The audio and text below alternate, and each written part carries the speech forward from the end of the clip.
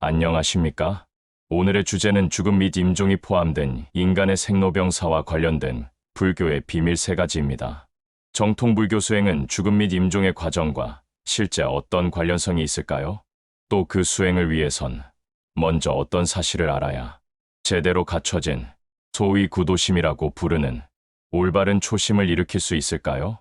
그리고 그 초심은 실제 수행과 어떤 관련성이 있을까요? 그에 대해 믿을 만한 공식과 근거는 없을까요? 지금 시작합니다. 혹시 부처님의 가르침에 관심이 있으십니까? 지금과 완전 차원이 다른 몸의 건강을 원하십니까? 또한 알 수 없는 운명에 관심이 있으시다면 혹시 내 뒤에서 영향을 미치는 내 잠재의식을 내 의지로 만들어 내 운명의 주인이 되어 앞으로 인생을 보다 자주적으로 경영하고 싶지 않으십니까? 또한 이미 불교에 인연이 있으신 분들이라면 각종 수행법을 들어보셨을 텐데 혹시 관세음보살 연불이나 다란이를 외우십니까? 약사열의 진언을 외우십니까? 아니면 남방불교 성문도에 관심이 있어서 호흡 수행을 하시나요? 오늘은 지금까지 언급드린 모든 경우에 도움이 되는 팔만대장경의 경전을 한 부 소개드릴까 합니다. 당연히 어려워하실 만한 용어들은 제가 바로바로 해설해드리겠습니다. 그 해설 중간중간에 오늘 말씀드릴 불교의 비밀 세 가지가 순서대로 나옵니다. 일단 간단한 경전 소개부터 드리겠습니다. 이름은 좌선삼매경이고 번역하신 분은 현장법사와 함께 역사적으로 엄청나게 유명한 구마라집 스님입니다. 사실 불교 및 도가 수행자들 중에 알만한 사람은 다 아는 경전이죠. 먼저 이름을 풀이해 보겠습니다. 왜 좌선을 통해 삼매선정을 얻어야 할까요? 진실된 부처님의 모든 가르침은 인간의 모든 측면에서 고통과 괴로움의 요인을 분석하시고 임시변통으로 해결하는 것이 아닌 근본적으로 고통의 요인을 해결해 나가는 과학실험적 측면이 있습니다. 그것을 사성제 고진멸도에 기반한 올바른 수행이라고 합니다. 그리고 그 수행의 체계 속에서 각자의 근기와 목표에 따라 평범한 사람들의 비슷비슷한 상태와는 달리 압도적 정신 건강과 압도적 신체 건강을 추구하여 단계별로 해탈과 열반 또는 안욕다라 삼막삼보리 같은 큰 깨달음을 추구합니다. 결국 부처님의 말씀에 따르면 모든 생명체가 괴로움을 겪는 이유는 인생에서 중요한 결정 요인들을 모른다는 무지와 그 무지에 기반한 망상 집착이 내 마음에 수없이 쌓인 덩어리가 되었다는 것이 근본 요인이니까 그것을 불교 수행의 체계 속에서 마치 실험하는 것처럼 단계별로 깨어나가는 것입니다. 그리고 그 관건은 단계별 기초 수행을 통해 마침내 선정을 들어가 그 수준을 조금씩 높여가는 것이라고 해도 과언이 아닙니다. 오늘은 일체 수행단체에서 일반적인 수준의 수행인가 아니면 인간의 한계를 넘어선 고차원의 수행인가를 가르게 되는 그 선정이라는 특수한 마음 상태에 대한 불교 수행 체계와 관련된 경전입니다. 이 경전을 보시게 되면 선정까지 닦을 필요가 없다는 분들도 그분들대로 도움이 될 것이며 초보자이든 수행을 조금씩 해오신 분들이든 대승불교보살도 공부를 하시든 남방불교 성문도 공부를 하시든 아니면 정통도가의 신선도를 닦는 분이시든 오늘 영상을 보시면 삼매와 선정이라는 특수한 정신 상태에 이르기 위해서는 나의 마음을 어떻게 닦아야 하는가를 알게 되실 것입니다. 제1장 고통과 괴로움을 여의고 점점 행복해지기 위해선 어떤 마음을 먼저 일으켜야 하는가? 일반적인 상식과 많이 다른 불교의 발심 첫 번째. 지금부터 남방불교나 대승보살도 할 것 없이 기본적으로 일으켜야 하는 마음인 출리심에 대한 내용입니다. 근본적으로 다른 종교 및 수행단체와 불교가 다른 점은 다른 단체처럼 세상에서 행복을 누리고자 하는 세간선도 있지만 세간을 떠나는 출세간의 수행이 불교가 다른 단체와는 다른 큰 특징 중 하나입니다. 그래서 신통이나 심한 같은 능력은 부수적인 것으로 보고 더 나아가 해탈과 열반 깨달음을 추구합니다. 물론 출리심이 전부가 아닙니다. 출리심 다음에는 큰 깨달음을 얻어 모든 무지를 타파하겠다는 보리심, 내가 고통을 여인 만큼 원력을 세워 일체 중생을 돕겠다는 자비심, 대승불교 보살도는 출리심, 보리심, 자비심, 이 세 가지 마음이 일체 수행을 관통하는 중심이 됩니다. 좌선 삼매경 상권, 구마라지 판여. 스승의 말씀은 만나기 어렵고 듣는 자가 기뻐하기 또한 어렵네. 대인은 듣기를 즐거워하고 소인은 듣기를 싫어한다네. 세상에는 수많은 명상과 수행이 넘쳐나지만 올바른 도를 가르치는 법문은 만나기가 어렵습니다. 그리고 모든 사람은 노화와 죽음을 피하고 싶고 무지를 극복하는 깨달음도 얻고 싶지만 평범한 사람은 이미 재물, 명예, 이성, 음식, 수명에 집착하고 있어 자신들이 일생 동안 찾아왔던 바로 그 목표를 이룰 수 있는 법문을 설사 만나게 되어도 자신의 업력에 의한 업장 때문에 마음이 가리워져 올바른 법문은 귀에 안 들어오고 설사 귀에 들어왔어도 한 귀로 듣고 한 귀로 흘리거나 내용에 의심을 가지기 십상이라는 의미입니다. 반대로 쉽다, 빠르다 하면서 아주 약간의 노력에 엄청난 결과를 가져온다는 마음을 혹하게 하는 잘못된 법문들에는 귀가 솔깃하게 됩니다. 이 영상을 여기까지 이미 보신 여러분들은 이런 법문을 지금 만나셨으니 복이 많다 생각하시고 잘 들어보시기 부탁드립니다. 이제부터 도를 성취하거나 큰 깨달음을 얻은 사람이 보기에 사람의 인생이 어떻게 통찰되는지 말씀하십니다. 가엾도다. 중생이여. 늙고 죽음의 험난한 길에 떨어지며 일반적 범부 중생은 은혜와 애착의 노예라. 두려움에 처해서도 어리석어 두려워할 줄 모르네. 평범한 사람은 원한과 은혜의 수레바퀴 속에서 가족, 친구, 사회 등 자연스럽게 연결된 인간관계에서 일어나는 희노애락에 심취하느라 자신도 모르게 인생의 중요한 문제에 관심을 두지 않게 된다는 말씀입니다. 내가 좋아하는 사람들, 내가 싫어하는 사람들, 왜 그런 인연이 만나지고 헤어지게 될까요? 세계는 비록 크고 작은 것이 있으나 법에는 영원한 것이 없네. 일체의 것들은 오래 머물지 않으니 마치 번개처럼 잠시 나타나네. 이 몸은 늙고 죽음에 속하고 갖가지 병들이 돌아갈 곳이네. 얇은 가죽으로 더러운 것을 가리고 어리석음과 미혹으로 속임을 당하네. 잘생긴 사람, 못생긴 사람, 키 큰 사람, 작은 사람.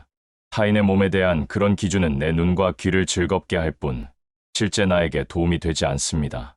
진실된 나는 이번 생의 인간의 몸도 아니고 이번 생의 기억뿐인 아무개라 불리는 나의 마음도 아닙니다. 우리는 원래 인간이 아니기에 부처님이 설명하신 우주의 진리를 따라 원인과 조건을 맞춰간다면 더 위대하고 행복한 존재로 변할 수 있는 것입니다. 전 우주에는 인간만 있는 것이 아니고 지옥, 아귀, 축생, 인간, 천인 등 헤아릴 수 없는 많은 다양한 중생들이 있습니다. 그들은 서로 많은 차이가 있지만 일단 몸이 많이 다릅니다.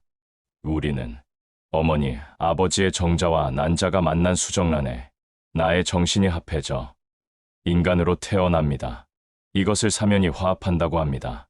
즉 인간의 심신을 자동차와 운전자로 비유한다면, 즉 인간의 몸이라는 탈 것은 이번 생에 내가 나의 업보에 의해 인간으로 태어나 잠시 소유하는 임시 소유물일 뿐입니다. 이번 생의 생각과 말과 행동에 대한 선, 악, 무기업으로 다음 생에는 그 업보에 의해 다른 탈 것을 타게 되겠지요. 그러나 우리는 몸이 아니기 때문에 몸을 벗어나도 살 수 있습니다. 불교에서는 그것을 유신견을 벗어난다라고 합니다. 계속 가겠습니다. 그대는 항상 늙음의 도적 때문에 건장한 기색을 삼켜 소멸시키니 꽃다발이 마르고 썩으면 훼손되어 가치가 없는 것과 같네. 이제 예를 들기 위해 과거 한 복 많은 왕의 일생에 대한 에피소드가 이어집니다. 정생왕은 공덕으로 제석천왕과 함께 앉으며 과보의 이익과 복덕이 크고 많아서 오늘 모두 편안하게 있네. 이 왕은 천상의 인간 가운데서 최고로 욕망을 누리는 복을 갖추었지만 죽을 때는 매우 고통스러워. 이것 때문에 마음을 깨달을 수 있네. 이 경전에는 아주 짧게 나왔지만 이해를 돕기 위해 조금 더 설명드리면 정생왕은 아버지의 정수리에서 태어난 임금이었습니다. 정생왕이라는 이름도 정수리에서 태어난 왕이라는 뜻이었습니다. 그 왕은 아주 욕심꾸러기였습니다. 그는 수미산 둘레의 사주세계를 거느린 전륜성왕이었습니다. 나중에는 그의 욕심에 인간계의 왕이 성에 차지 않자 나중에는 인간계를 넘어 천상세계에 올라가 사천왕천과 도리천까지 욕심내었는데 도리천의 천신들의 왕인 제석천도 도리천의 절반까지 내주었다고 합니다. 하지만 정생왕은 그 이상 계속 욕심부리다가 다시 인간계로 떨어졌다는 이야기입니다. 경전에서는 말하기를 정생왕이 이렇게 왕으로 태어난 것이나 천상까지 올라간 것이나 다시 땅으로 떨어진 것이 그 모든 과정은 정생왕이 전생에 일체중생을 제도하기 위해 노력하는 열애에게 복을 지었던 전생의 복업에 의한 업보였고 그 업보는 유지되는 시간과 크기가 한계가 있었다는 것입니다. 이 이야기가 담긴 경전을 보는 사람에게도 보다 나은 나의 미래를 위해서는 지금 이 순간 어떻게 누구에게 복을 쌓는 것이 중요할까를 생각하게 하기 위한 불교 아함경례의 이야기입니다. 계속하겠습니다. 이 왕은 천상의 인간 가운데서 최고로 욕망을 누리는 복을 갖추었지만 죽을 때는 매우 고통스러워. 이것 때문에 마음을 깨달을 수 있네. 오늘 말씀드릴 불교의 비밀 3가지 중 첫 번째 비밀입니다. 이제 생명체의 자연스러운 임종 과정과 해탈과 깨달음 같은 큰 목표를 추구하는 고차원 불교 수행과의 밀접한 관련성에 대해 알려드리겠습니다. 먼저 마음의 구조를 알아야 하는데 불교에서는 사람과 종파마다 마음이라는 용어를 전부 다르게 써서 말하는 사람마다 헷갈리며 오해가 많기에 다음대 부처님이신 미륵보살님의 유식하게는 마음이라는 단어를 8가지로 정리해서 나누었습니다. 시청자님이 지금 이 영상을 보고 이번 생의 기억으로 언어와 문자를 통해 생각하는 마음은 평범한 사람의 마음인 유기식이라고 합니다. 그런데 그 마음은 사실 위대한 우리의 마음의 빙산의 일각일 뿐이고 평범한 사람은 알 수 없는 심층 무의식인 7식과 8식이 있습니다. 그래서 마음을 닦는 순서는 먼저 유기식을 닦고 고차원의 수행에서는 심층 무의식인 7식과 8식을 닦아내는 것이 필연적인 마음을 닦는 수행의 순서가 됩니다. 보시는 분들 중에 이 채널을 오래 구독한 분들을 위해 배경에 제가 제작한 상세 자료를 넣었지만 초보자분들은 지금 제 설명만 간단히 하시면 영상의 나머지 내용을 이해하시는데 전혀 문제가 없으니 전혀 스트레스 받지 마시기 바랍니다. 설명을 이어가겠습니다. 바로 윗구절에 죽을 때는 매우 고통스러워.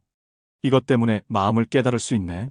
라는 구절을 오해 없이 쉽게 풀어드리면 스스로 큰 깨달음을 얻었다는 말이 아니라 사람이 임종시에는 평상시에 쓰는 언어와 문자로 쓰는 마음인 유기식이 해체되고 이어 사람 마음의 잠재의식과 무의식 측면이 죽음을 맞아 드러나게 되는데 태어날 때부터 임종시까지 유기식의 바탕이 되던 이번 생의 주인공 마음인 7식도 사라지게 됩니다. 그런데 사라지기 직전에 원래 내 마음의 본체이며 일체 생명체의 마음의 본체이기도 한 8식 아래의 야식의 작용이 잠시 드러나 임종 직전의 사람은 불과 몇 초 만에 자신의 전 인생을 절대 객관적인 시각에서 일일이 돌아보게 된다고 합니다. 그리고 그 과정 이후에 다음 생이 결정되는 것입니다.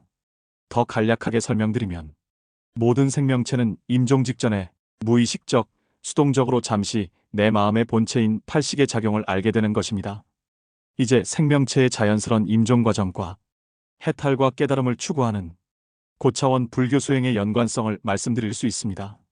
만일 죽음을 겪기 전에 살아있는 동안에 고차원의 수행을 통해 스스로 유기식을 정화하고 7식의 상태에 머물게 되면 나의 몸과 마음을 떠난 상태이기 때문에 무아지경이라고 부르고 남방불교 성문도에서는 그것을 해탈이라고 합니다. 그러나 아직 열반은 아닙니다. 그리고 더 나아가 대승불교 보살도에서는 스스로 의식적, 능동적으로 8식과 연결되면 8식은 전 우주의 모든 정보를 저장하고 업보를 돌리는 법신이기 때문에 단일 생명체의 마음과는 비교도 안 되는 우주 전체의 대지혜가 발현되고 그것을 불교에서는 오종 반야지혜나 무상정등정각이라고 합니다. 수행을 통해 큰 깨달음을 얻고 대보살이 된 것입니다. 일체의 불교 수행은 지금 말씀드린 2가지를 큰 수행의 목표로 삼습니다. 일체의 불교 수행 안에는 수준에 따라 생로병사를 조금씩 극복해 나가는 원리가 녹아있기에 자신이 형편에 따라 실천하는 만큼 우리가 임종시에 무의식적으로 겪는 현상을 살아있는 상태에서 의식적으로 먼저 극복하는 것과 직접적 간접적으로 밀접한 관련이 있습니다. 방금 드린 말씀이 당장은 이해가 안 되셔도 경전의 흐름에 따라 차례차례 3가지 비밀을 말씀드리고 영상 마무리에서 그 3가지 비밀을 같이 연결시켜 구체적인 예를 들어드리면 이해가 되실 것입니다. 죽을 때는 매우 고통스러워. 이것 때문에 마음을 깨달을 수 있네. 이 구절에서 무슨 마음을 어떤 과정으로 어떻게 깨닫는다는 것인지 오늘 제 설명만 듣고 바로 이해가 되셨다면 불교의 기초가 탄탄하거나 남다른 지혜를 가진 분일 확률이 높습니다. 마음의 구조와 현상을 다루는 유식학은 원래 어려운 내용입니다. 혹시 단번에 이해가 안 되더라도 훨씬 자세한 설명이 담긴 영상들이 있으니 자세한 설명은 제 채널에 관련 영상들을 참고하시면 됩니다. 오늘 말씀드릴 불교의 비밀 3가지 중 첫 번째였습니다. 아직 오늘의 핵심 전달 내용 중 나머지가 많이 남았으니 계속 가겠습니다. 지금 바로 화면 하단의 구독 버튼과 좋아요 버튼 눌러주시고 알림 설정 부탁드립니다. 진실된 부처님의 가르침이 더욱더 많은 사람들에게 전달되는데 많은 도움이 됩니다. 감사합니다. 일체의 욕망은 처음엔 부드럽고 즐거우나 뒤에는 모두 커다란 고통이 된다네. 또한 원망도 처음에는 선인 것 같지만 종족을 멸망시키는 화가 뒤에 있네. 욕망과 원망. 그것을 불교에서는 탐진치 삼독 중 탐진이라 하고, 지금 이 영상을 보시는 것은 세 번째 무진치를 조금씩 깨고 계신 것입니다. 이 몸은 더러운 그릇이라. 9구멍에서 항상 더러운 것이 흐르며 또한 불치병의 종양처럼 의원의 약으로 치료할 수 없네. 눈물, 콧물, 침, 오줌, 땀, 똥 등, 눈, 귀, 코, 혀, 몸은 항상 노폐물을 배출하고 있으며 지금 이 순간도 모든 세포는 생로병사하고 있습니다. 다시 생성되는 세포가 더 많으면 젊음이라고 하고 죽어가는 세포가 더 많으면 늙음이라고 하지요. 여러분이 믿거나 말거나 세상에는 이런 작용을 되돌리는 수행법도 있습니다. 물론 어느 시대이든지 진짜는 쉽다, 빠르다 하는 왜곡된 가짜들에 가려져 진짜는 인연이 있는 소수만 닦습니다. 물론 불교에도 있습니다. 계속 가겠습니다. 갈빗대 같은 뼈들에 이어진 힘이 매우 적고 근육과 맥박에 묶여 의식이 오락가락하니 그대는 그것을 미묘한 수레로 삼아 참고 걸쳐서 부끄러워함이 없네.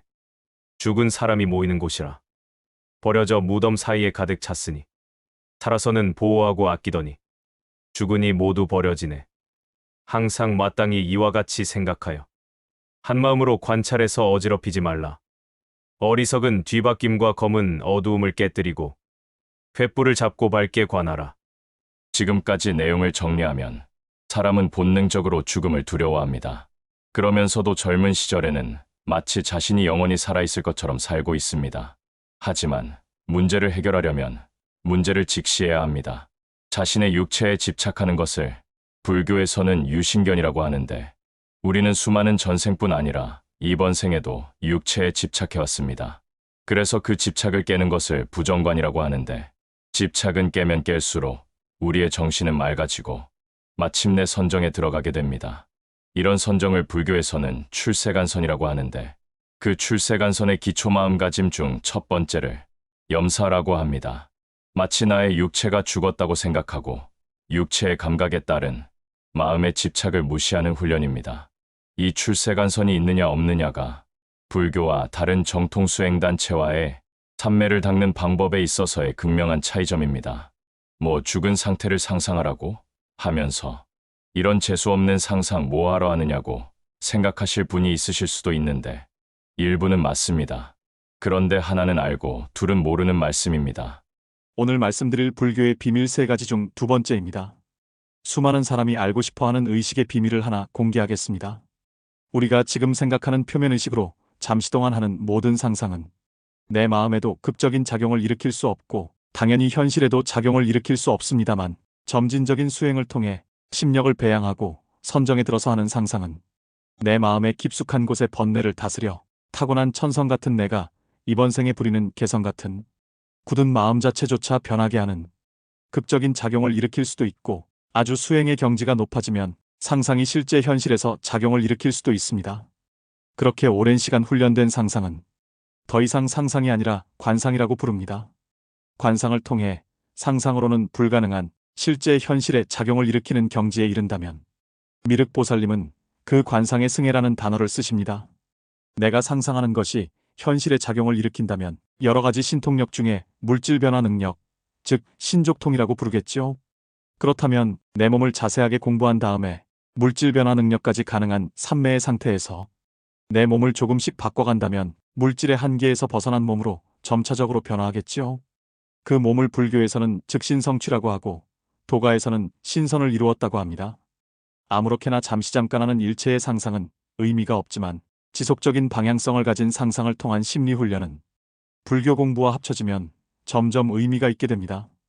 불교에서는 몸에 대한 집착을 없애버리기 위해서 내 몸이 죽은 상태를 상상하라는 염사가 출세간선의 시작이 됩니다. 그런데 심력이 배양되지 않고는 전혀 작용을 일으킬 수 없기 때문에 상상만 해서는 안 되고 다른 수행을 통해 내 마음의 심력을 배양하는 훈련을 같이 해야 합니다. 나중에 실제 심력이 배양된 상태에서 내 몸이 죽었다라는 상상을 하면 마음이 실제 몸을 떠나게 됩니다. 그것을 몸 밖에 몸이 있는 경지라고 하지요. 지금까지 오늘 말씀드릴 불교의 비밀 3가지 중 2번째, 의식의 비밀이었습니다. 이제부터 기본 수행에 대한 언급이 나옵니다. 계속 가겠습니다. 만약 사념지 사념처를 버린다면 마음에 어떤 악도 짓지 않는 것이 없으리니 마치 코끼리를 굴레 없이 풀어놓은 것 같아. 끝내 도를 밝히는 수행의 노선을 따르지 않으리라. 대소승할 것 없이 일체 모든 불교의 수행은 사념처로 시작할 수밖에 없습니다. 왜냐고요? 몸과 마음을 닦고 싶다면 몸과 마음을 먼저 장악해야 하니까요. 내가 감지하지 못하거나 모르는 부분을 닦을 수는 없지 않을까요? 그래서 인간은 몸과 마음으로 구성되어 있는데 그것을 다시 4가지로 나누어 불교에서는 신수, 심법이라고 합니다. 동양 철학에서도 비슷하게 영, 혼, 백, 육으로 나누어왔습니다. 앞에 말씀드린 스스로 내 몸이 죽었다고 생각하며 신체의 모든 감각을 떨치는 훈련인 염사는 출세간선의 시작인데 심력을 배양해야 실제 효과가 생겨난다고 했었지요. 그래서 부처님은 증이라 암경에서 부처님, 수행법, 성현이기록, 계율, 보시, 천상, 들숨, 날숨, 호흡이 멈춤, 몸, 죽음 이런 순서대로 심령을 배양하라고 하십니다. 이 10가지를 심연법이라고 합니다. 계속합니다. 그 밖에도 염사를 닦기 위해서는 당연히 몸을 먼저 장악해야 합니다. 내 몸이 죽었다고 생각하는데 실제 몸의 감각을 떨치려면 먼저 나의 마음이 내 몸을 구석구석 빠짐없이 장악해야 하니까요. 뭔가 이상한데요. 지금 제 몸은 이미 제가 제 의지로 움직이고 있는데요. 굳이 몸을 장악하기 위해 몸을 닦아야 하나요? 라고 혹시 생각하셨나요? 조금만 더 깊이 말씀드리면 호흡, 소화, 배설, 임신, 출산, 맥박 전부 몸이 스스로 합니다. 그 신경체계를 도가나 티벳 밀교에서는 인맥이라고 하며 현대의학에서는 자율신경계라고 하는데 몸을 닦아 최종적으로 자율신경계를 내가 스스로 통제할 수 없다면 선정에 들어갈 수 없습니다. 왜냐고요? 몸을 장악하지도 못했고 멈추지도 못해서 몸을 잊을 수 없으니 몸을 떠난 마음의 상태를 얻지 못할 테니까요. 너무 어렵겠다는 사람이 있으시다면 영상의 앞에 말했듯 그 생각에 문제가 없는지 돌아보셔야 합니다. 사람이 사람의 숙명을 깨고 초인에서 성자로 변화하는 과정이 수행인데 어디서 누가 불교는 마냥 쉽고 간단하다고 말한다면 그게 진짜일까요? 무병장수와 수명연장 내지는 큰 깨달음을 얻는 일체 방법의 과정은 마음으로 치면 인지과학, 몸으로 치면 생명과학에 가까운 영역입니다. 언뜻 보기에 아무리 어려운 방법일지라도 그만큼 정말 귀한 내용입니다. 그 방법을 알고 싶은데 몰라서 답답해하거나 문제를 극복하고 싶어도 이런 내용이 있다는 것도 몰라 생명체의 숙명 앞에 계속 슬픔을 느끼고 울고 있는 것이 전체 인류의 역사입니다. 부처님이 오시지 않았다면 아직도 인류는 감을 못 잡고 헤매고 있을지 모릅니다. 제가 공개하는 이런 비밀들은 수많은 세월 동안 자비심을 지니고 후대를 위해 기록을 지켜온 소수의 사람들과 저도 적지 않은 시간 동안 찾아오고 이해하고자 노력했던 귀한 내용들을 제가 아는 만큼 정리해드리는 것입니다. 쉽게 들으셨다고 등한시하지 마시고 불교 수행을 추상적인 심리훈련이라고 생각하면 안 됩니다. 물론 부처님의 가르침은 우주의 진리이기에 조금만으로도 자신이 하는 만큼 많은 효과를 거둘 수 있지만 진정 인간의 한계를 넘어가는 수행은 취미생활이나 명상 같은 자세로 우습게 보고 접근하면 올바른 결과를 얻기가 어렵다는 것을 알아야 합니다. 부처님은 정말 인간의 모든 고통을 떠날 수 있는 육체와 심리를 활용한 과학 실험 결과를 팔만대장경에 남겨두고 가신 것입니다. 계속 가겠습니다. 오늘은 이 업을 짓고 내일은 저 일을 만들며 즐거움에 집착하여 고통을 관하지 않으니 죽음의 도적이 다가왔는지 깨닫지 못하네. 바쁘게 자기의 일을 하고 남의 일도 등한히 하지 않으나 죽음의 도적은 때를 기다리지 않으니 죽음이 이르면 벗어날 인연이 없네. 마치 사슴이 목이 말라 샘에 이르러 물을 마시려고 물가로 갔으나 자비가 없는 사냥꾼이 마시려는 청을 들어주지 않고 마침내 죽이는 것과 같네. 어리석은 사람도 이와 같아서 부지런하게 여러 가지 사물을 닦더라도 죽음이 이르면 때를 기다리지 않나니 누가 마땅히 그대를 보호해 줄 것인가? 사람의 마음이 부귀를 기다리지만 5가지 욕정, 재물, 명예, 이성, 음식, 수명에 대한 욕망을 전부 채울 수는 없으며 모든 대국의 임금들도 이 근심에서 벗어날 수 없다네. 수명을 연장하여 신선이 된 선인이 주술의 화살을 지니고 있더라도 또한 생사를 면할 수 없으며 무상한 커다란 코끼리는 개미나 거머리를 땅과 같이 밟네. 생로병사의 흐름은 그 어떤 대단한 사람도 거스를 수 없는 큰 흐름과 같다는 점을 코끼리와 개미로 비유하신 것입니다. 심지어 신선을 이룬 사람도 수명을 아주 많이 연장할 수 있을 뿐이지 완전히 극복한 것은 아닙니다. 계속합니다. 또한 일체의 사람들이 모든 부처님의 바르고 참된 깨달음에 안치하여 생사의 흐름을 건너더라도 또한 항상 있는 것은 아니네. 이런 까닭에 마땅히 알아야만 하니 그대가 사랑하고 즐기는 것들을 모두 일찍 버리고 여의어서 일심으로 열반을 구해야 한다는 것을 뒤에 몸을 버리고 죽을 때 누가 마땅히 나를 깨달을 것인가? 다시 법보를 만나든지 만나지 못하든지 오랫동안 부처님의 태양이 나와 커다란 무명의 어둠을 깨뜨리고 일체의 광명을 발산하여 도와 도 아닌 것을 사람들에게 보여주리라. 이 우주도 성주개공을 하듯이 인류 문명도 흥망성쇠의 흐름을 따릅니다. 부처님은 한 인류 문명에서 정신문화의 최전성기에 한 번 오실 뿐이지요. 21세기는 물질 문명은 발달했지만 정신 문명은 쇠퇴기라고 합니다. 그래서 우리가 아는 석가모니 부처님은 이 지구가 생성된 이래로 7번째 부처님이라고 하십니다. 다음 부처님은 지금 도솔천이라는 욕계의 천상에서 설법하고 계시고 지구에서 현 인류의 문명의 불이 꺼지고 다시 인류의 문명이 시작되어 인류의 평균 수명이 점점 늘어서 84,000세가 되는 수십억 년 이후에나 미륵 부처님이라는 이름으로 지구에 오신다고 합니다. 나는 어느 곳에서 왔고 어느 곳으로부터 태어났으며 또 어느 곳에서 해탈을 얻는가? 이런 의문을 누가 마땅히 밝혀주려? 부처님의 성스러운 일체의 지혜는 아득한 옛날의 세상에 나왔으니 일심으로 게으르지 말아야 그대의 의심 덩어리를 깨뜨릴 수 있으리라.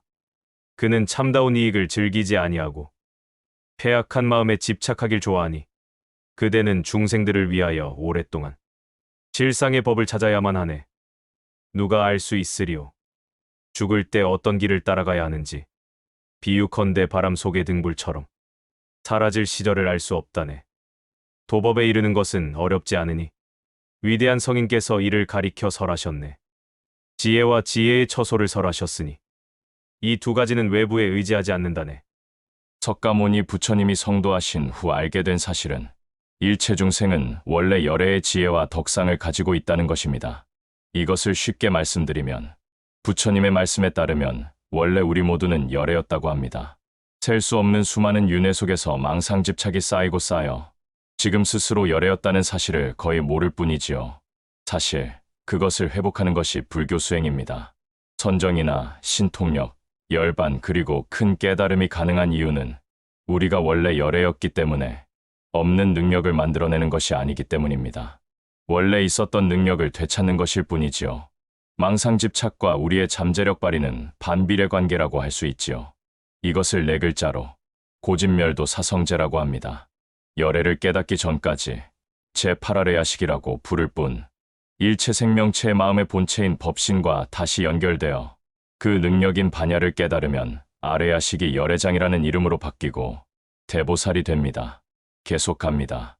그대가 만일 게으르지 않고 일심으로 항상 도를 행한다면 오래지 않아 열반에 제1가는 상락처 항상 즐거운 경계를 얻으리라. 날카로운 지혜로 착한 사람들을 가까이하고 마음을 다하여 부처님의 법을 공경하며 더럽고 깨끗하지 못한 몸을 싫어하여 고통을 여의고 해탈을 얻는다네. 한가롭고 조용하게 정멸고요함을 닦기로 마음먹고 갖가지 자세로 신체를 고정하고 숲속에 앉아 마음을 점검하되 게을리하지 않았으므로 마음을 깨닫고 갖가지 인연을 깨닫네. 만일 유중을 싫어하지 않으면 편안하게 잠들어 스스로 깨지 않으며 세상이 영원하지 않음을 생각하지 않고 두려워할 만한 것을 두려워하지 않네. 만일 유중을 싫어하지 않으면 이라는 대목에서 유중이 무엇을 말하는 것일까요?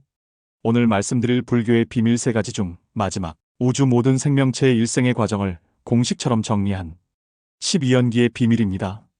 12연기를 전부 설명드리기엔 시간이 부족하니 일단 12연기를 조금 아신다고 가정하겠습니다. 혹시 모르셔도 지금 배경에 보이는 PPT를 보시면 그 유명한 12단계가 보이실 겁니다. 무명행, 식명색, 유깁촉수, 애취, 유생노사. 만일 열반을 무라고 하면 중생들의 상태는 그 반대인 유가 되겠지요? 12연기 중에 10번째인 유입니다. 유가 생성되는 원인은 12연기에서 8번째인 가래와 9번째인 취착 때문입니다. 12연기는 왼쪽에서 오른쪽으로 보면 일체 생명체가 팔고를 겪으며 살아가는 과정이고 그것을 수행을 통해 역으로 오른쪽에서 왼쪽으로 돌리면 해탈을 위한 법문이 됩니다. 일체 세상과 나 자신에 대한 망상 집착을 깨는데 점차적으로 집착과 가래를 없애고 최종적으로 무명을 없애면 일체 생명체의 숙명인 12연기를 벗어나는 것입니다. 바로 그 벗어난 최종 결과를 남방불교 성문도의 목적인 아라한이라고 합니다. 그래서 이 경전에서 지금 읽고 있는 부분은 그런 심리적 훈련을 하기 위해 도움을 주는 부분이 됩니다. 계속 가겠습니다. 번뇌가 깊어 끝이 없으며 생사의 바다는 가히 없고 고통받아 건널 배는 아직 준비되지 않았는데 어찌 잠자는 것을 즐길 수 있으리오. 그러므로 마땅히 깨달아 잠자는 것으로 마음을 덮지 말라. 네 가지 공양 중에서 적절한 양을 알아 그침과 만족함을 알아야만 하네. 커다란 두려움 생사를 아직 벗어나지 못했으니 마땅히 부지런히 정진하라. 일체의 고뇌가 닥칠 때에는 회한이 미칠 곳이 없다네. 수행자가 나무 아래에 앉아 있으면 응하는 대로 음식을 얻을 것이니 맛을 탐냄으로 자신을 훼손하지 말라. 예전에는 불교 수행자는 탁발을 해서 주변 사람들이 음식을 보시하는 대로 주는 대로 먹었습니다. 탁발을 하던 자신이 지어서 먹던 중요한 것은 음식의 맛에서 벗어나는 것입니다. 색, 성, 향, 미, 추억, 법 중에 음식의 모양과 색은 색, 음식의 냄새는 향, 음식의 맛은 미, 음식과 관련된 정서는 법, 음식을 씹는 것은 촉에 해당되기에 음식과 성욕은 인간의 가장 많은 욕망을 자극하는 매개체가 됩니다. 그래서 음식에 대한 욕망과 성욕이 많지 않은 천인들의 세계를 범천이라고 합니다. 욕계, 색계, 무색계 중에 색계를 말합니다. 우리가 익히 들어본 아미타불의 서방정토도 색계에 있습니다. 음식이 지나치면 맛을 알더라도 좋고 나쁨이 모두 다름이 없다네. 사랑하고 좋아하면 근심과 고뇌를 낳으니 그러므로 사랑을 만들지 말라. 업을 행하는 세계 속에서 좋고 나쁨은 바뀌지 않음이 없으니 일체를 이미 갖추고 받았으므로 마땅히 이것으로 스스로를 억누르라. 만약 축생 가운데 있다면 풀을 씹어서 맛을 갖출 것이며 지옥에서 쇠구슬을 삼키면 타오르는 열이 극심해서 쇠를 물리치네. 만일 아귀도에 있다면 고름과 토하는 불과 똥과 오줌, 눈물과 침 등의 깨끗하지 않은 이것으로 으뜸가는 맛을 삼는다네. 만약 하늘의 궁전에 있으면 칠보의 궁전 안에서 하늘의 음식과 마치 우유 같은 좋은 음식을 맛보며 천녀들이 마음을 즐겁게 해주네. 인간에서는 부귀하기를 힘써 7가지 음식으로 갖가지 맛을 갖추지만 일체는 일찍 바뀌게 되는 것. 이제 다시 무엇을 사랑하리? 세계 속을 왕래하는 가운데 다시 고락고통과 즐거움이 지겹게 반복되는 작용의 일을 싫어한다면 비록 아직 열반을 얻지는 못했더라도 마땅히 부지런히 이 이로움을 구해야만 하네. 여기까지가 남방불교나 대승보살도 할 것 없이 기본적으로 일으켜야 하는 마음인 출리심에 대한 내용입니다. 근본적으로 다른 종교 및 수행단체와 불교가 다른 점은 다른 단체처럼 세상에서 닦는 세간선도 있지만 세간을 떠나는 출세간의 수행이 불교의 큰 특징입니다. 그래서 신통이나 심한 같은 초월적인 능력은 부수적인 것으로 보고 더 나아가 해탈과 열반 깨달음을 추구합니다. 이제 오늘의 경전인 좌선 삼매경에서 출리심을 일으키는 단락이 끝났으니 출리심을 일으킨 사람이 어떻게 수행에 착수해야 하는지 설명하는 다음 단락으로 가겠습니다. 제2장 불교 수행은 끝도 없는 괴로운 생명체의 생사에서 벗어나고 싶다면 근본적인 문제 해결은 일단 자신의 잘못된 욕망을 버리는 출리심을 일으키는 것이라고 한다. 그렇다면 과연 어떤 사람이 수행을 잘할 수 있을까? 선을 배우는 사람이 처음에 스승의 처소에 이르면 스승은 마땅히 질문을 해야 한다. 그대는 청정하게 계율을 지키는가? 무거운 죄와 악사가 없는가? 만약 오부대 중이 걔가 청정하고 무거운 죄와 악사가 없다고 말한다면 다음에 도법을 가르친다. 만일 파괴했다고 말한다면 마땅히 거듭 질문해야 한다. 그대는 어떤 개를 깨뜨렸는가? 만일 무거운 개를 깨뜨렸다고 말한다면 스승은 말하기를 사람이 귀와 코를 잘리게 되면 거울에 비추어 볼 필요가 없는 것과 같으니 너는 돌아가서 정근하고 경전을 읽으며 교화에 힘써서 복을 지으면 후세에 도법의 인연을 심을 수 있을 것이다. 금생에는 영원히 포기하라. 예컨대 마른 나무는 물을 주더라도 꽃과 잎사귀와 과실을 생산하지 못하는 것과 같다고 한다. 만약 나머지 개를 깨뜨렸다면 이때는 마땅히 법대로 참회를 시켜야 한다. 계율 이야기가 나오는데 너무 어렵게 생각할 필요가 없습니다. 계율은 살생, 도둑질, 음행 세 가지만이 절대 바꿀 수 없는 계율이고 나머지는 시대와 환경에 따라 바꿀 수 있습니다. 따라서 2500년 전 계율을 찾아서 쭉 한번 보시면 21세기 현대인과 상관없는 부분이 굉장히 많습니다. 따라서 계율은 목표가 생기면 그 목표를 돕는 요인이 있고 그 목표를 방해하는 요인이 있는데 돕는 요인을 하는 것이 적극적인 계율이 되고 목표를 방해하는 요인은 하지 않은 것이 소극적인 계율이 됩니다.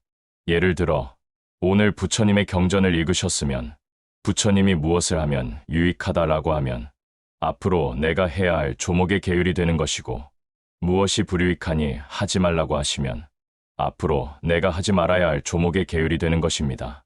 세상을 등지고 일단 해탈을 하려는 수행자는 유익하지 않으니 무엇을 하지 말라가 주된 계율이 되겠지요? 더 쉽게 정리드리면 세간의 선정이든 출세간의 선정이든 기본적으로 법이나 규칙이 있던 없던 상관없는 우선적으로 스스로 선한 심성을 가진 자가 되어야 한다는 뜻입니다. 일체의 정통수행은 스스로 도덕을 전문적으로 닦는 것이지 악한 자가 자신의 사적인 이익을 위해 특수한 정신기술을 연마하는 것이 아닙니다. 그것을 자신도 망치고 남도 망치는 마도라고 부릅니다. 왜냐하면 외부에 부처님과 보살들이 있듯이 그 반대로 전문적으로 부처님의 수행을 방해하기 위해 수행자를 유혹하는 천마와 그 권속도 있으며 만에 하나 그런 외부 존재들이 전혀 방해하지 않는다고 해도 올바른 동기와 선한 심성이 없이 잘못된 동기와 악한 마음을 가진 사람은 올바른 수행 경전을 보았다고 해도 자기 욕심과 오만함으로 인해 자신의 업장의 지혜가 가리워지기 때문에 점점 성현의 경전의 내용을 맘대로 빼고 더하면서 스스로 잘못 이해하고 더 나아가 심지어 왜곡시키기 때문에 결과적으로 주와인마라고 부르는 자기 자신이 만든 환상의 세상에 빠지기 십상이기 때문입니다. 그것이 외마와 내마에 스스로 빠지는 마도라고 합니다. 계속 가겠습니다. 만약 이미 청정하고 도를 가르치는 스승이 선한통과 타심통 지혜를 얻었다면 곧 병에 따라서 도에 나아가는 방법을 설한다. 여기서 잠시 스승의 자격이 나오는데 천안통은 온 우주를 볼 수 있는 공간의 눈이라는 신통력이고 타심통은 다른 생명체의 마음을 읽어내는 신통력입니다. 이 경전에만 나오는 것이 아니라 다른 경전들에도 언급됩니다. 스승은 부처님의 경전을 해설만 해주는 스승이 있고 수행까지 계속 조언을 해주고 이끌어주는 스승이 있습니다. 당연히 수행을 지도하는 스승이 경전만 해설하는 스승보다 훨씬 도력이 뛰어나야 합니다. 왜 수행을 지도하는 스승은 신통력이 있어야 할까요? 천안통, 숙명통과 타심통이 있어야 제자가 수많은 전생들 중에 가장 높은 경지에 올랐던 수행법을 다시 찾아줄 수 있거나 그렇지 않다 해도 수많은 전생에서 가장 많이 지었던 악한 습기를 찾아야 그에 맞게 대치하는 수행법을 가르칠 수 있기 때문입니다. 그래서 부처님이 없는 시대에 우리가 태어난 것이 일체 중생 입장에서는 8가지 어려움이라고 부르는 반란 중 하나가 됩니다. 우리가 실제 수행을 해보면 생각보다 성취가 많이 느린데도 우리가 보는 경전에 나오는 수많은 등장인물들의 성취가 그렇게 빨랐던 이유는 첫 번째, 그분들이 하나의 인류 문명의 전성기에 딱 한 분 오시는 부처님을 만날 만큼 수많은 전생의 수행과 공덕을 많이 쌓았기 때문이고, 두 번째는 부처님은 일반적인 신통이나 반야를 뛰어넘은 열의 심력으로 앞에 있는 중생에 딱 맞춘 설법과 수행법을 알려주셨기 때문입니다. 그런데 현재는 말법에 가까운 상법 시대라 8만대 장경만 남아있을 뿐 어렵다는 이유로 있어도 잘 보지 않아 보다 원활한 포교를 위해 부처님의 법이 많이 희석되었고, 예전에 비해 중생의 수행 근기가 높지 않아 최소한 세계 사선정에 마음대로 들어갈 수 있는 자만 쓸 수 있는 오신통이 있는 고차원의 수행자들이 거의 없습니다. 여기서 오해가 있을 수 있는데, 무조건 신통이 있다고 해서 올바른 도를 닦는 사람이라는 의미가 아닙니다. 나중에 정리해드리겠지만, 평범한 인간이 할 수 없는 일을 하는 영능력은 크게 대분류로 분류하면 귀통, 요통, 의통, 보통, 수통 5가지가 있습니다. 이 중에 올바른 정도의 방법은 수통인데, 나머지는 자신의 능력이 아니기에 쉽지만 잘못된 방법이고, 부처님의 경전이나 정통 단체에서 말하는 신통인 수통은 말 그대로 자신의 몸과 마음을 닦으면서 배양하는 것이기에 아주 많은 준비에 의해 차근차근 닦는 것입니다.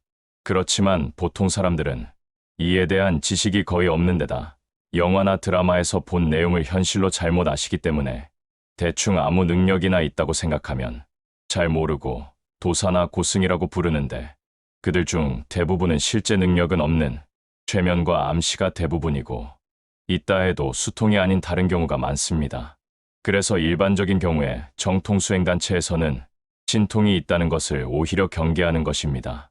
진짜 수통으로 신통이 있는 사람은 성현이나 성자에 가깝기 때문에 이미 욕망을 여의었기에 유명해지고 싶어 하지도 않으며 인과를 두려워하기에 절대사적으로 그런 능력을 보여주지 않기 때문입니다. 그래서 평범한 사람은 그런 성현이 바로 옆에 서 있어도 알아보지 못합니다.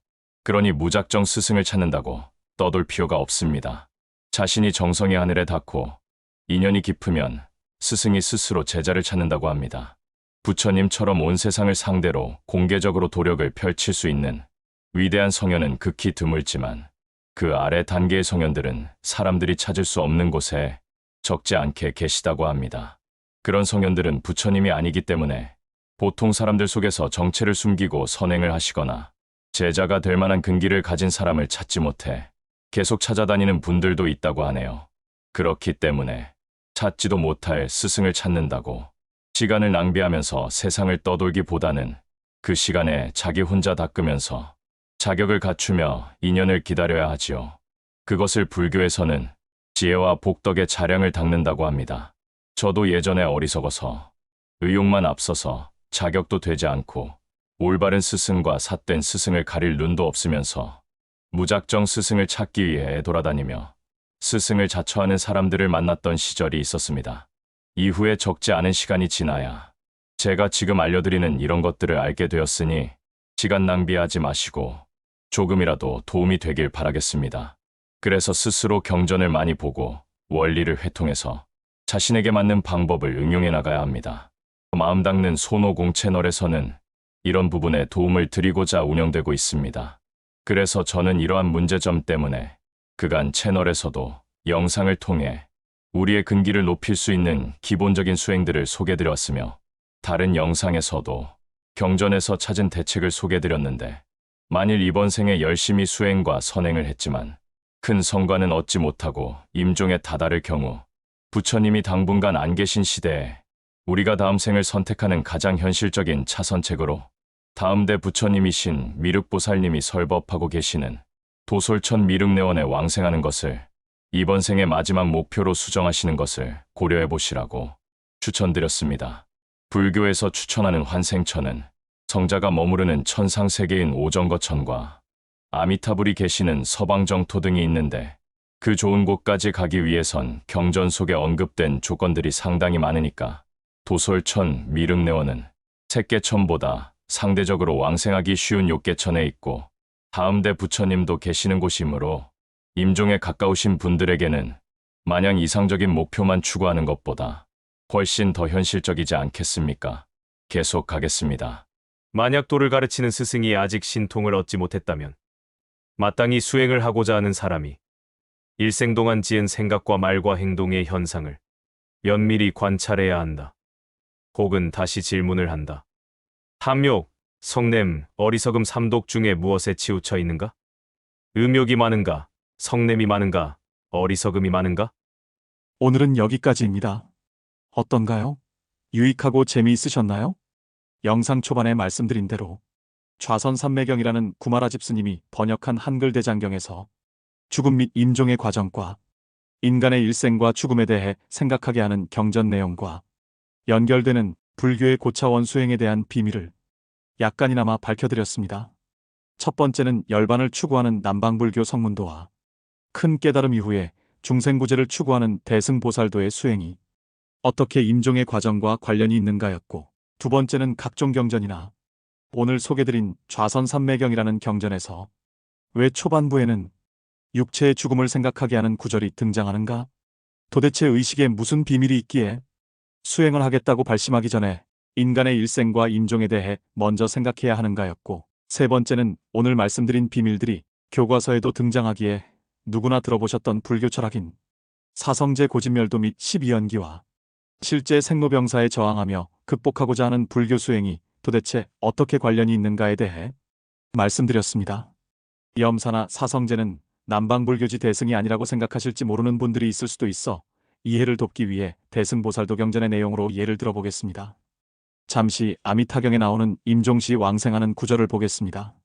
만약 어떤 선남자나 선여인이 아미타불에 대한 말을 듣고 그 명호를 굳게 지녀 일심불란의 경지에 있으면 그 사람이 목숨이 다하는 순간 마음이 또렷하여 뒤바뀌지 않으면 곧바로 아미타불의 극락국토에 왕생하게 되느니라. 분명히 목숨이 다하는 순간 마음이 또렷하여 뒤바뀌지 않으면이라고 써있죠. 그런데 영상 초반부에 평범한 사람이 임종할 때는 이번 생의 기억으로 생각하는 유기식과 태어날 때부터 존재감을 가지는 이번 생의 주인공인 칠식이 해체된다고 했습니다. 염불이라는 생각을 일으키는 자신의 마음이 해체되고 있는 과정 속에 염불을 계속하는 것이 쉬울까요? 그 몸과 마음이 해체되는 어마어마하게 고통스러운 임종의 과정 속에서도 계속 부동심을 유지할 수 있는 선정력을 생전에 닦아놓아야 가능성이 훨씬 높지 않을까요? 그 선정력을 선종에서는 밤과 낮 24시간 동안 선정에 들어 머물 수 있는 오매이려의 경지보다도 더욱더 높은 생사이려의 경지라고 합니다. 그래서 수행을 하거나 선정을 닦을 때는 부처님 말씀대로 최우선적으로 염사, 죽음에 대해 생각해야 합니다. 중장년기에는 내가 생사의 괴로움을 끝내는 방향으로 수행하고 있는 중인가에 대해, 노년기에는 과연 내가 나의 죽음을 미리 알 수 있는가에 대해, 또 임종 직전에는 과연 내가 임종의 과정에서 이번 생에 닦은 선정력과 주변의 이타심을 발휘한 선행공덕 두 가지를 통해 정말 다음 생에 내가 원하는 곳으로 환생할 수 있는가에 대해 생각해야 하기 때문에 불교 수행자는 평범한 사람처럼 죽음에 대한 생각을 회피하지 않고 죽음에 직시해야 합니다. 그것을 극복하는 흐름에 들기 위해서입니다. 그리고 영상 본문에서 마지막으로 수행에 관심이 생기신 분들을 위해 예전에 저처럼 불필요한 시간을 인생에서 낭비하지 마시라고 스승의 부류와 신통력의 종류에 대해 간단히 설명드렸습니다.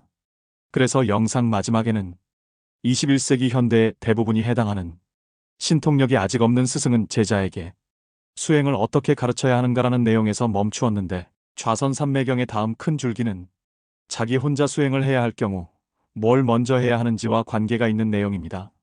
사실 다음 내용은 문장을 보시게 되면 전혀 어려운 용어 하나 쓰지 않고 평이하게 풀어놓으셨지만 인간의 마음이 선, 악, 무기업을 다양하게 일으키는 부분을 총망라해 놓으셨습니다. 이렇게 총망라하기 절대 쉽지 않습니다. 비록 신비한 수행 테크닉만 쫓는 사람에게는 아무 가치가 없어 보일지라도 진정 자신과 타인의 마음을 관찰하며 제대로 마음 닦는 수행을 하신 분들에게만 가치 있게 보이는 보물 중에 보물입니다. 다음 영상을 기대해 주시기 바랍니다. 오늘 이런 내용을 처음 접하시는 분들은 생소하기 때문에 생각이 많이 안 나는 것이 매우 당연합니다. 그러나 지금 조용히 앞부분으로 돌아가셔서 영상을 다시 보시거나 나중에 시간이 날 때 한두 번 더 보시면 이해되는 부분이 점점 늘어나실 것입니다. 그리고 혹시 영상 배경 뒤에 나오는 PPT에 대한 설명이 영상에서 미흡하다고 생각하신다면 오해입니다. 사실 한 장 한 장당 제가 설명하는데 30분씩은 좋게 걸릴 만한 내용이라 영상 하나에는 상세히 설명드릴 수 없습니다. 나중에 영상으로 제작할 예정인데 이 채널을 오래 구독하신 분들도 계시기 때문에 미리 보시라고 예습하는 차원에서 넣어드린 것입니다. 마음 닦는 손오공 채널은 부처님을 비롯한 성인이 남긴 심신수양의 기록들을 연구하여 본질을 흐리지 않는 선에서 현대인이 이해하기 쉽게끔 실용적인 원리를 정리해서 전달하고 있습니다. 선행하는 사람을 돕는 것도 누구나 지금 당장 할 수 있는 가장 쉬운 선행입니다. 화면 하단의 왼쪽에는 멤버십 가입 버튼이 있고 오른쪽에는 슈퍼생스가 있습니다. 현재 마음 닦는 손오공 채널은 차 한 잔과 식사 한 끼와 책 한 권 등을 멤버십 해주시고 있는 고마운 분들과 가끔 슈퍼생스를 해주시는 고마운 분들 덕분에 운영되고 있습니다. 여러분의 소중한 보시의 공덕이 제 채널의 영상들이 사람들에게 도움이 되는 만큼 인과의 법칙에 의해 여러분의 미래를 밝게 할 것입니다. 감사합니다. 제 채널인 마음 닦는 손오공에 대한 많은 성원 부탁드리겠습니다.